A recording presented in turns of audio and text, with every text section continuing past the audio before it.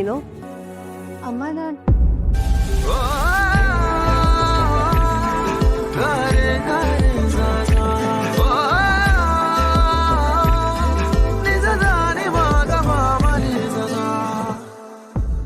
ಶುಭ ಅಂತ. ಅಮ್ಮ ಯುವ ಸರ್ಗೆ ಈ ಫೈಲ್ ಕೊಡ್ಬೇಕಿತ್ತು. ಶುಭ ಹೆಸರು ಕೇಳಿದ್ರೆ ಮನ್ಸಿಗೆ ನೆಮ್ಮದಿ ಅನ್ಸುತ್ತೆ. ನೀನು ಈ ಮನೆಗೆ ಕಾಲಿಟ್ಗಳಿಗೆ ಅಪಶಕುನ ಎಲ್ಲ ಶುಭ ಶಕುನ ಆಗೋಯ್ತು. ಒಳ್ಳೆ ಕಾಲ್ಗುಣ ನಿಂದು. ಯುವ ಸ್ನಾನ ಮಾಡ್ಕೊಂಡು ಬರಕ್ಕೆ ಇನ್ನೂ ಟೈಮ್ ಆಗುತ್ತೆ. ನೀನು ಕೂತ್ಕೋ, ನಾನು ಕಾಫಿ ಮಾಡ್ಕೊಂಡು ಬರ್ತೀನಿ. ಅಮ್ಮ ನಂದೆಲ್ಲ ಆಯ್ತು, ಸುಮ್ಮನೆ ನಿಮ್ಗೆ ಯಾಕೆ ತೊಂದರೆ?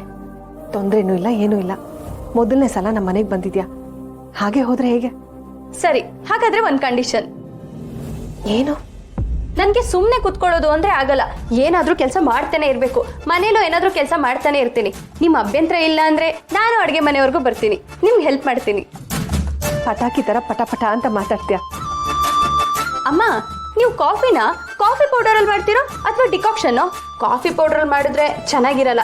ಫಿಲ್ಟರ್ಗೆ ಸ್ವಲ್ಪ ಕಾಫಿ ಪೌಡರ್ ಹಾಕಿ ಬಿಸಿನೀರು ಹಾಕಿದ್ಮೇಲೆ ಡ್ರಾಪ್ ಬೈ ಡ್ರಾಪ್ ಬಿದ್ದು ಡಿಕಾಕ್ಷನ್ ಆಗುತ್ತಲ್ಲ, ಆ ಡಿಕಾಕ್ಷನ್ಗೆ ಬಿಸಿ ಬಿಸಿ ಹಾಲು ಹಾಕಿ ಸ್ವಲ್ಪ ಸಕ್ಕರೆ ಮಾಡಿ ಮಿಕ್ಸ್ ಮಾಡ್ಕೊಂಡು ಕುಡಿತಿದ್ರೆ ಆಹಾ, ಅಮೃತ ಅಮೃತ ಇದ್ದಂಗಿರುತ್ತೆ.